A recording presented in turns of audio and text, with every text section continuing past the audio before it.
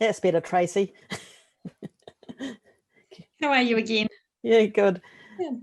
Kia ora, everyone. Great to have you all beaming in.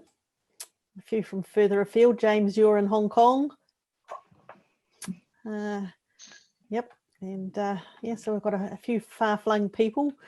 Well, welcome to the session. It's going to be another great session for Learning Days. And just before we kick off, just a few reminders that we'll be having a bit of a conversation with Rosie, and I'll introduce her later on. But we do have a chat box, and so anytime that you've got any comments or questions, feel free to put them in the chat.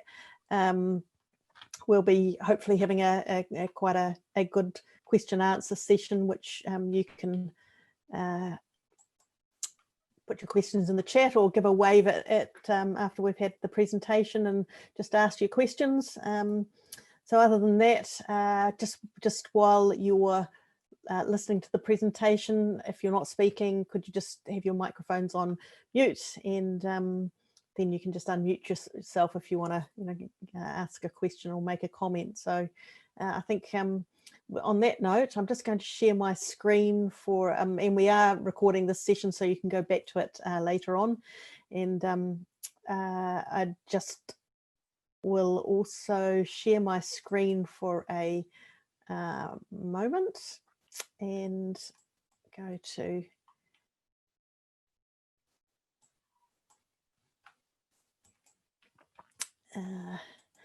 all right, so ngā mihi nui kia koutou. Welcome to Ōtautahi Learning Days. This project's brought to you this week by Learning City Christchurch, and you've obviously come across it because you're here for our session. If I just go to the next one. So today's session is on the global experience of learning ecosystems, and I'm really excited about this mahi. And so my name's Cheryl Doig. I'm one of the trustees of Ako Ōtautahi Learning City Christchurch. It's my pleasure to be hosting this event. Our focus is on a coordinated, equitable and future-ready city where learning and wellbeing is accessible for everyone. So that's a huge undertaking, and obviously we're not alone in this space, but we consider ourselves a movement for change, and we're passionate about Ōtautahi Christchurch and all the possibilities that it can lead to.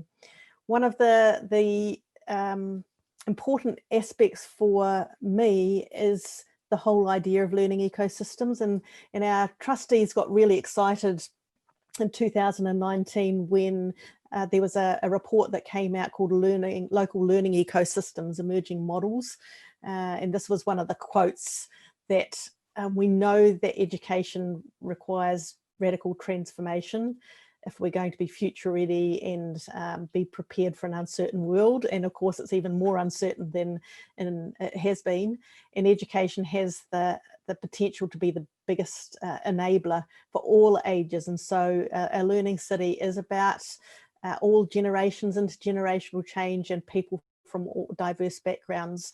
And yet often the supporting this mahi, this work, is dedicated to that's a school's job, and in a learning ecosystem environment that's not the case.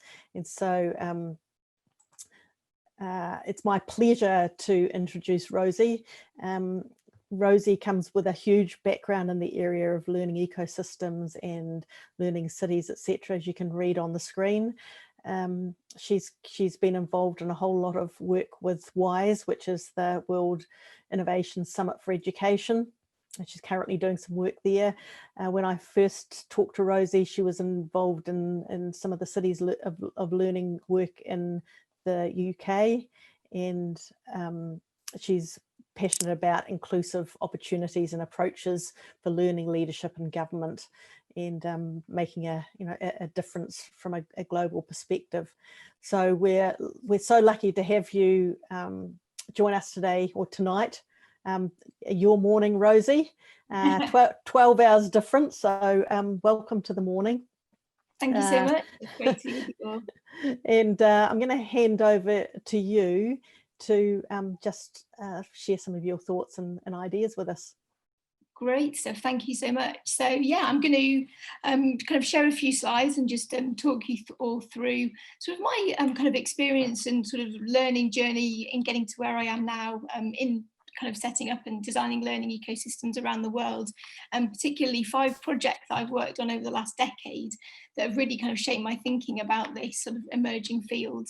As Cheryl said, I'm one of the kind of co-founders of the Weaving Lab, which is an organisation which is advancing what we're calling the kind of profession and practice of weaving learning ecosystems that tend to be kind of place-based and place-embedded, and also working with WISE as a research fellow in their learning ecosystems team, looking to develop, I suppose, looking at best practice in learning ecosystems around the world, and then developing, you know, a model that could be applied in Qatar, in the Middle East and beyond. So those are the sort of main 2 things I'm involved in at the minute. I'm going to quickly share my screen and then hopefully play that. So yeah, this is me. These are just some of the organisations that I've been involved with in recent times, some of which you might have heard of, some of which might be new to you. WISE, RSA, Innovation Unit and Big Change. So I started my educational journey designing and developing a new model of school called a studio school, which is possibly something you may have come across. And these were schools for 14 to 19-year-olds. And the ethos behind them was basically breaking down the walls of a traditional school model and combining learning with work and community type activities. So students would spend kind of significant amounts of time learning in the community, in the workplace, developing what we would call sort of maybe transversal skills or fusion skills, certainly not soft skills, which we designed around a framework called Create. And these were really kind of transformative for the young people who attended, because it gave them a totally different experience and diet of education. And it kind of opened my mind to thinking about how schools could be fundamentally different, and how they could be rooted within a local community, and how they could be connectors between formal, informal forms of learning, and have, you know, employers and community organisations kind of highly involved in the daily activity. And it was interesting to see how young people flourished through that experience of place-based, project-based learning, where they were tackling sort of real-world challenges. Coaching was also an integral part of the model. So young people were developing, you know, really strong networks as well with, you know, mentors and others, you know, outside of their immediate kind of peer groups and families. You know, and that was also really important, because there's that well-known phrase, you can't be what you can't see. So creating these networks or meshworks around young people to help them envision their future was kind of really critical to what we were doing there. And, you know, there were different sort of roles in the school. So we had people who would basically, their job was to facilitate those relationships and connections with the community. You know, people whose role it was to help put on exhibitions of student work. So, you know, again, kind of rethinking the kind of the sort of teaching and learning structure and the sort of job roles that were necessary to operate this kind of model. We opened about 40 over the space of 3 years in England. We had quite a bit of international interest, some of which have sort of survived, some of which have morphed into other types of institutions. But it also made me realise how, I mean, in England, we have a very sort of rigid and kind of quite hierarchical system. We have high accountability, very much pushing towards kind of an academic knowledge-based core at the moment. So the system really made it quite difficult for these many of these schools to do really well. So, you know, that was, you know, kind of an interesting learning that we hadn't kind of foreseen when we started out. After that experience, I then worked on a couple of place-based initiatives. So an Education and Skills Commission, which is in Oldham, in the north of England, and a project called 50 Things Bradford, which was trying to kind of show and encourage young people aged 0 to 5 to do 50 different types of activities to build their kind of skills, confidence, communication in the local area. And through this project, I gained a real insight into the power of kind of heritage and place in motivating different forms of learning and engaging young people in learning in new ways, particularly those who were kind of disengaged or didn't see themselves as succeeding within the traditional kind of educational system. Both of these places are kind of post-industrial towns. You might in the horrible phrase that's often used, left behind. Many of the beautiful historical buildings in somewhere like Oldham have just been left to go to ruin. So, you know, there was a real kind of low confidence of the population, you know, in terms of their place. And we tried to use heritage and, you know, and that thinking about that, their history, you know, as a community and as a place, to really build that kind of sense of belonging and identity and desire to engage in new forms of learning. So, you know, that was, yeah, a really kind of insightful kind of couple of projects that I spent time working on. I then had this incredible opportunity to spend 2 or 3 months in the US. This was in 2016. And I went on what I called at the time an educational adventure, and visited 7 different cities in 7 weeks, and spoke to pretty much everybody who was involved in education redesign and transformation. So, you know, I was looking at new models of school that were radically transforming outcomes for young people. You know, what did they look like? Where were they? You know, what were the conditions that gave rise to their existence? And how was their practice sort of spreading and scaling beyond their immediate vicinity? And I went to schools that you may have heard of, like High Tech High and Big Picture Learning and New Tech Network. And that was, you know, absolutely fascinating to see, firstly, the sort of outcomes that they were delivering for learners, not dissimilar to the studio schools approach, where, you know, significant amounts of learning took place off-site in the community. Networks were being built around them, you know, really high quality mastery of both, you know, the formal curriculum and sort of skills-based curriculums.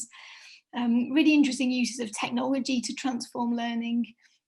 But what became clear is that around each of these school models, particularly those that had kind of spread and scaled and started to kind of diffuse their practice more broadly within, you know, to other schools, maybe within their location, was that they had sort of really strong wraparound learning ecosystems or innovation ecosystems. And I tried to conceptualize that a little bit in the diagram on the right-hand side.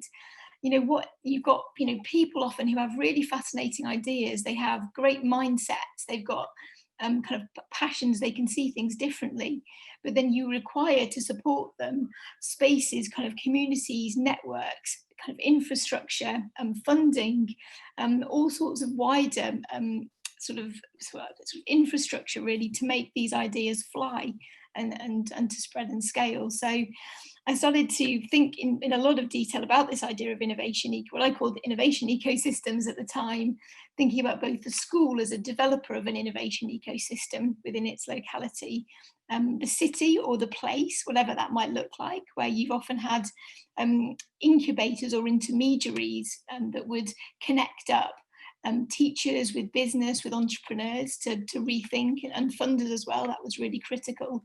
And then the kind of network-based innovation ecosystem. So how, you know, different schools and with different partners in different states were working together to spread and scale kind of innovative practices. And, you know, that was, kind of really got me into this idea. Okay, well, this is how innovation happens. This is how you change things fundamentally. You know, and how do you sort of start shifting mindsets of both educators and parents and young people as to what education could be, you know, and what it could be for, you know, ultimately. So I came back from that kind of slightly mad trip, wrote up my report, and then jumped into a project where I was at the RSA as an associate director, leading their the Cities of Learning programme. So the idea of cities of learning, I mean, it's been around for a very long time, and UNESCO have their Learning Cities programme, which is kind of well known. And we were really interested in the work of LRNG in the US at the time. And they developed a digital badging kind of technology platform, which was helping, you know, youth discover new interests and build new pathways into learning and work. So I think they've got about 10 cities sort of interested and on board. And Pittsburgh and the Remake Learning Network were one of those kind of initial organisations that were involved. So we spent some time, or my colleague did spend some time over there, you know, looking in depth at how they were, you know, using particular digital badging in this case to recognise learning in broader contexts. And, you know, we developed and we kind of had a little, what would make this kind of initiative successful, you know, if we were to apply some of this sort of thinking in the UK. So we developed a model, or a kind of conceptual model around 3 design principles, which are the 3 sort of circles you see at the top: leadership, networks, and platform. And all three elements are really critical for something like this to work well. Often you can focus on the technology side specifically in kind of recognizing and connecting learning in new ways. But all three, and particularly the leadership aspect, is really important. So from a leadership perspective, it's very much about kind of building a kind of a strong kind of core group of organizations at the level of place, whether it's a city or a region that's cross-sector. So kind of education institutions, business, local administrations, civil society, that come together. They develop a common sort of vision and mission for their city or their place over, say, a 10-year period, and commit to working together to make it happen, often in a way that kind of disrupts kind of existing institutional priorities and often kind of political policy cycles, which lead to sort of short-termism in thinking. So that was a really important aspect for us. How do you develop a strong local leadership model that would withstand funding changes and political changes and so on? So we started developing out that concept and working with UK cities that we thought had, strong energy and capacity to develop this type of leadership. The second design principle was around networks. So how do you kind of really mobilize networks of providers of formal and informal learning? So again, schools, colleges, universities, businesses, communities, you can get them all kind of mobilized and excited behind an idea for a city of learning, where they're all involved and they all see themselves as having a place within it. And kind of network mobilization and stewardship is a really important aspect of developing a learning city. Often the leadership part is critical into kind of setting a kind of common agenda and storytelling and making people feel included. But thinking in networks, I would say, has been a really important aspect of this, and something I would relate back to my time in the US. How do you kind of think and conceive of your place in a networked way? And then we decided to develop a digital platform as well. That's really important, but where the platform becomes a sort of connective tissue around the initiative, it's not all about it being a technology solution. So we work with these networks of providers to start basically credentializing the different learning opportunities that they were offering. And this has proved particularly valuable in recognizing informal learning. We know learning takes place absolutely everywhere in a locality, but how do we start giving recognition and value to learning that is undervalued within the traditional education system? So we, like I said, started working with organisations to develop their badges around their provision. And then critically, we developed this idea of pathways. So both interest and destination driven pathways, where you would connect up sort of learning that might go on in the home or online with learning that would take place in the community, with learning that would take place in schools, to create and design new pathways which were sort of invisible or inaccessible to learners, and particularly which disrupted that very linear system of progression. I don't know if the same is true in New Zealand, but certainly here, we have very kind of rigid pathways for progression. And it's how we have a one chance system where you sit formal qualifications. If you don't succeed, you don't then progress. And we have a lot of what we call dead ends, learning dead ends. And the idea is we need to disrupt and get rid of any dead ends that exist. There should be multiple entry points. We should be able to be learning throughout our lives, and there should be low barriers to entry. So how do you envisage your learning journey over a period of time and where you live in a different way? That sort of disruption of the linear system was really important. And we developed a sort of what we call the learning spine around this idea of helping people and places tell the story of their learning. And this was really a way of categorizing the digital badges, which were recognizing the different forms of learning around kind of engaging in learning, participating, demonstrating and leading. And you might see that sort of competency progression throughout those 4 layers. And we, from a kind of pedagogical perspective, we use the OECD Education 2030 framework to think about the knowledge, skills and attitudes and values which are embedded in these different learning experiences. But I think that idea of different types of pathways, and often interest-driven pathways, might lead toward a specific destination for a learner. But if you don't know what's available, you don't know how to get there, you need to start somewhere. On the flip side, as a young person, you might know that you want to, pursue a particular career, or, you really want to get into this particular volunteering opportunity, but you might have no idea of the steps that you need to take to get there. So, the badge pathways provided that sort of visibility and accessibility for that. And we launched 2 pilots in 2 UK cities last autumn, and there were a number of other cities sort of onboarding at the time. I think the pilots have had to be reconfigured somewhat in the context of the pandemic, because place-based learning as well, all learning has pretty much ended up going online or being taking place in the home. So I think they've had to work around that. Anyway, but hopefully there'll be, useful kind of learnings from that evaluation, which I think is due early next year. Whilst I was doing this work, I became really, really interested in this idea of the leadership piece. And, what does it take at the level of the local leader or the institutional leader to really make this work and be sustainable for the long term? And whilst I was working at the RSA, I got, I might come back to that one, started working with a guy called Ross Hall, who was then the education director of Ashoka, and he was incubating something called the Weaving Lab within Ashoka. Ashoka are the world's kind of biggest network of social entrepreneurs. And started working with him and kind of exploring this idea of a new systems leadership capability being around being a weaver. Essentially somebody who works across all different aspects of the education system or the learning system and can see connections, brings different mindsets, is able to collaborate, is able to work in depth for systems change, and is able to develop sort of learning ecosystems. The sort of base philosophy around the Weaving Lab is the idea that we all need to learn to thrive in a different way, and we need to learn to live for universal well-being.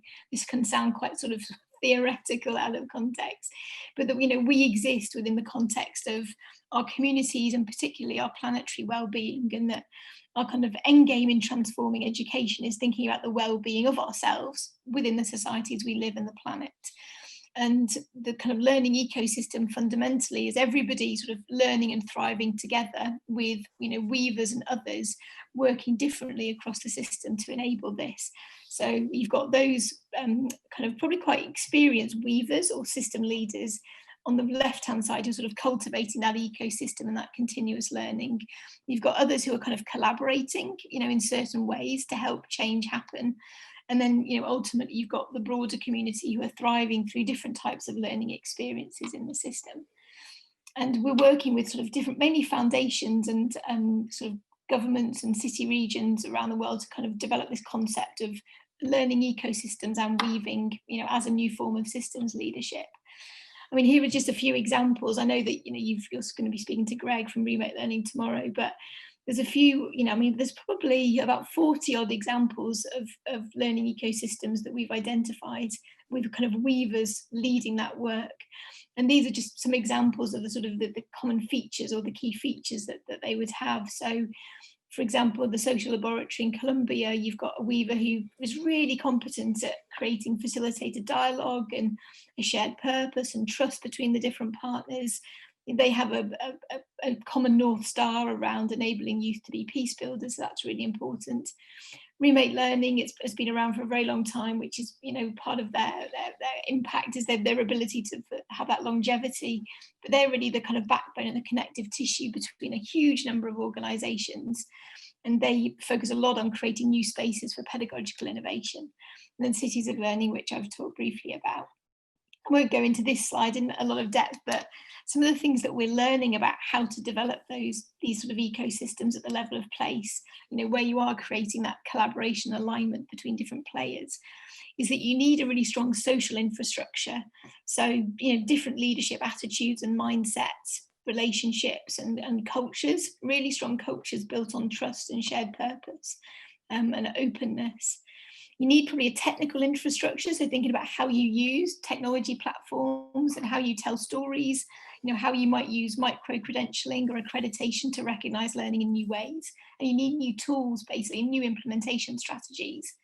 And then there's an operational kind of side of things, which is, and for me, this is the most fascinating when you're moving from really hierarchical systems of administration and governance to kind of distributed leadership, and essentially ceding power in some ways.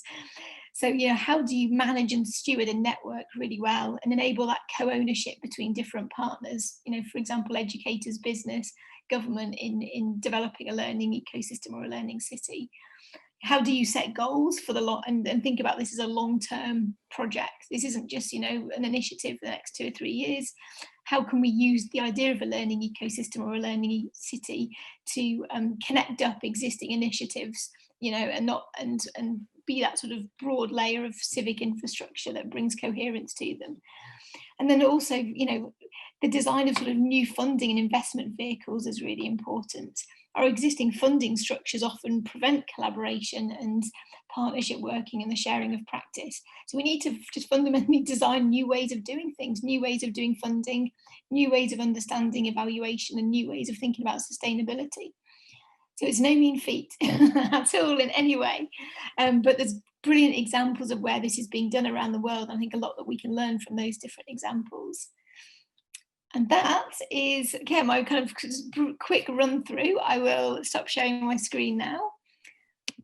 And yeah, hand back to you, Cheryl. I'm sure that's a ginormous download of information and ideas, but yeah, feel free to pick up whatever you like. Great.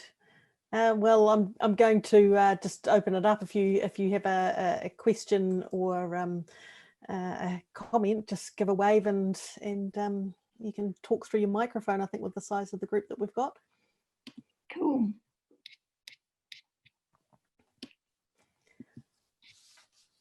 I might start off with a question about you talk about pathways and trying to get rid of dead ends. Can you just tell me a bit more about what dead ends actually might look like? Yeah, so I suppose there are multiple, as you know, you progress through your learning, there are multiple sort of barriers that either enable you or stop you from moving on to a future, an opportunity of some sort or another. So there's maybe, you know, when you take formal exams within the education system, you know, our exam systems are structured that certain numbers of people will pass and certain numbers of people will fail. You know, failure is built into the system, and often then that proves a barrier to progressing in any way whatsoever. You know, certainly in the UK or in England anyway. You know, you might get to the end of a work-based kind of training program that is supposedly to lead to an apprenticeship or some other opportunity, but then that doesn't exist. So you've done that, and then you just don't know where to go next. There's no open doors to you at all. So, you know, often our learning experiences, we can have expectations about where we might get to, but then, you know, you've got there or you've done something, and then nothing changes for you. You know, my cousin's quite an interesting example. She's got a lot of, you know, what we might see as low-level qualifications, but they've never opened any doors for her. She's never been able to progress in work. She's never been able to progress onto higher levels of learning, you know, whether that's, you know, a degree or another form of kind of academic sort of program. So, you know, how do we basically create different types of provision that meet people where they're at and bring them into a system that over time builds their competency and capability? You know, I really like the Open University, which you might be familiar of, where, you know, where anybody can take a degree regardless of their prior attainment. You know, for me, we need more opportunities like that, where there are no barriers to access or to entry. You know, you don't need to prove that you've, you know, done X amount of experience or got certain amounts of skills or qualifications to be able to access opportunity. So as a sort of design principle, you know, making sure that for everybody in society, in our communities, has access wherever their starting point is, and that, you know, they're going to feel over time that they matter and that they have those opportunities to learn, to develop, to move into a certain work or to get involved in community activism. They're not shut off at any point. And I don't think our systems are designed for that at the moment. They're fundamentally designed for some to be successful and for some not to be. And often there is no provision to meet the needs of those who are not successful. James. You got my brain working, and it's not just the coffees I've been having. I've got to ask though, we all know this change needs to happen. We all know that system change is massive and challenging. and it needs to happen from the highest echelons and grassroots. Mm. Is there a model where you've seen great success at a inner city or a county or a region, or heck, even in a country, where that change is actually happening and I don't have to wait 3 generations to see that change? Yeah, there's two that's, I mean, I would say this is really nascent work. So, you know, often, yeah, you have sort of elements of political desire, but then, you know, amongst the population, and particularly parents, might still think quite traditionally about education. I think in Catalonia, I think it's Education 360 is an initiative which was highlighted actually in that WISE report on local learning ecosystems. They've done an incredible job of mobilising kind of municipalities and municipal government and engaging parents and out of school learning leaders and others in rethinking the type of provision that they offer. So, you know, that would be one example. I would say Remake Learning probably, and another really good example in terms of, you know, they've got government and funders totally aligned, and they're now engaging something like 10,000 parents every single year and young people in learning in new ways. So I think it's definitely happening. I think the idea of that kind of accreditation and recognizing success in different ways, I think that's still quite early. In a way that again opens doors. So, you know, digital badges and micro-credentialing are one form of it, but I think, you know, like you say, we all recognise that this change needs to happen, but then how do our systems of both delivering learning and recognising learning change? And I would say this, it's still predominantly kind of tinkering around the existing system.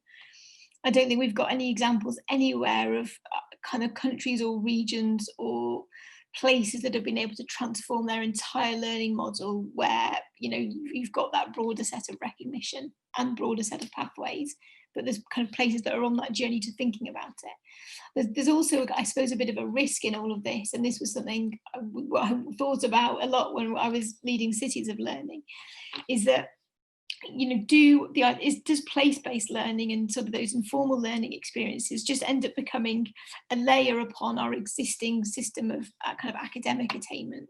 So when I talked about sort of no dead ends, does your ability then to progress or access our opportunity become dependent on both your kind of academic attainment plus your attainment of those broader skills and competencies through informal learning?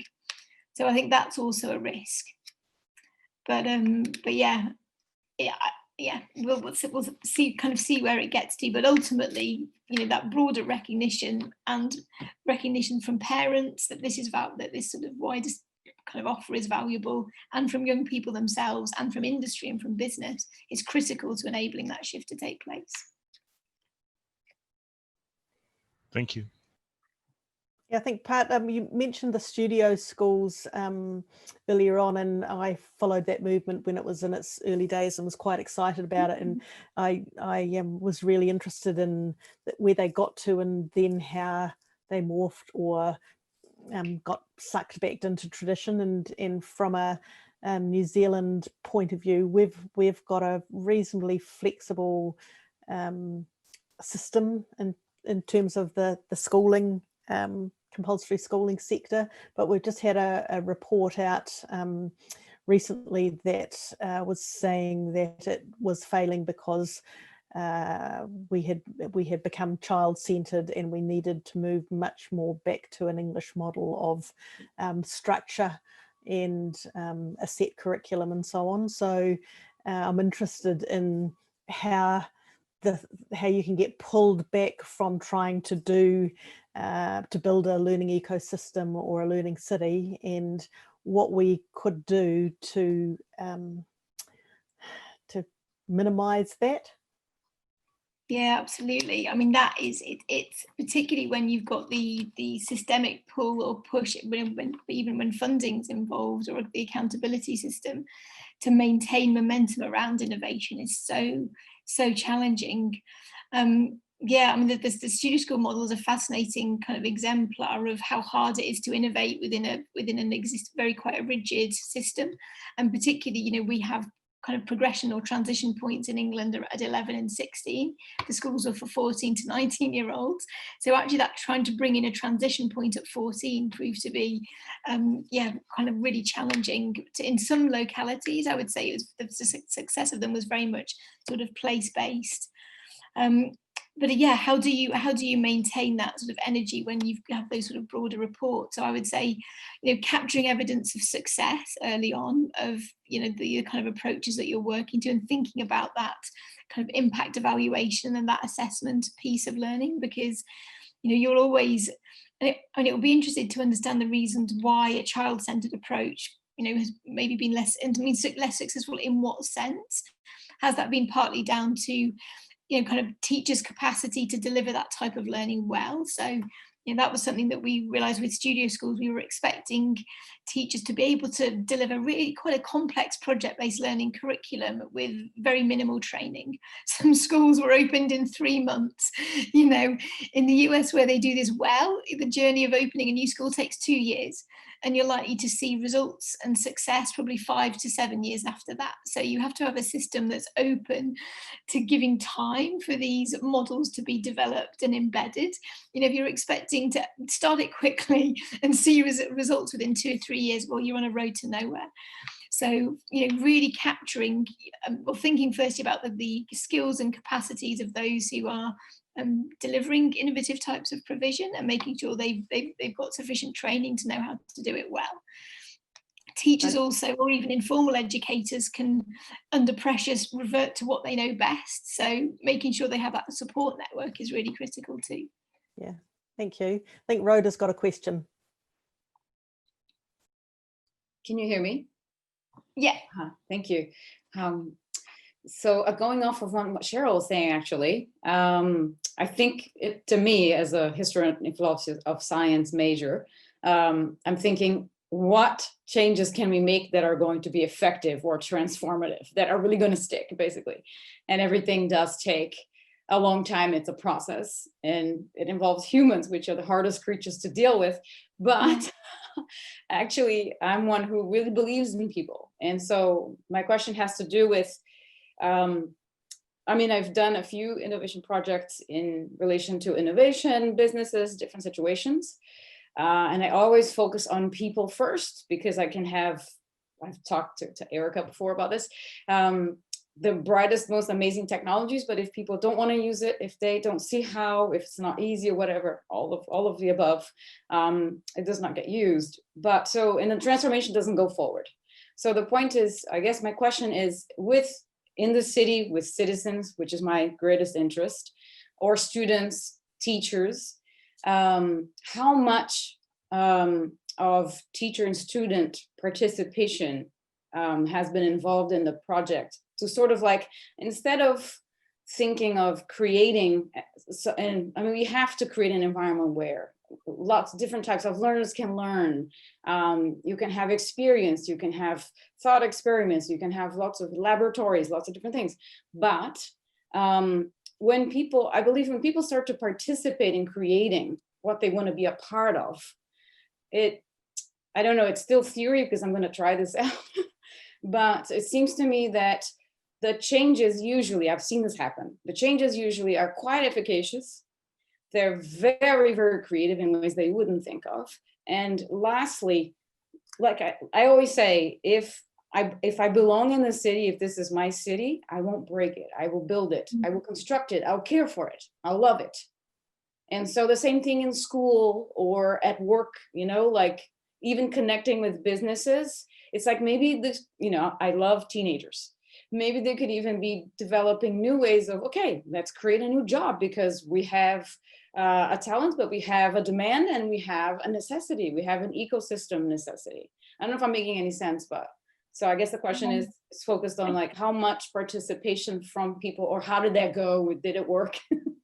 Yeah, no, absolutely critical in both kind of surfacing, ideas that, you at a policy level or at a leadership level would never even thought of. So I forgot to mention earlier, the co-design is and kind of participatory practices are absolute, I would say, are at the core of developing some of these new ideas. We certainly did that when we were designing studio schools. So we had you know, a kind of a broad model around sort of 7 design principles, but then we applied that model, you know, and designed a model very much depending on the context of the place in which the school was being set up. And it ranged from urban to rural to, you know, all parts geographically of England. But having, you know, young people themselves think about what kind of learning experiences they would like to have, you know, help build the relationship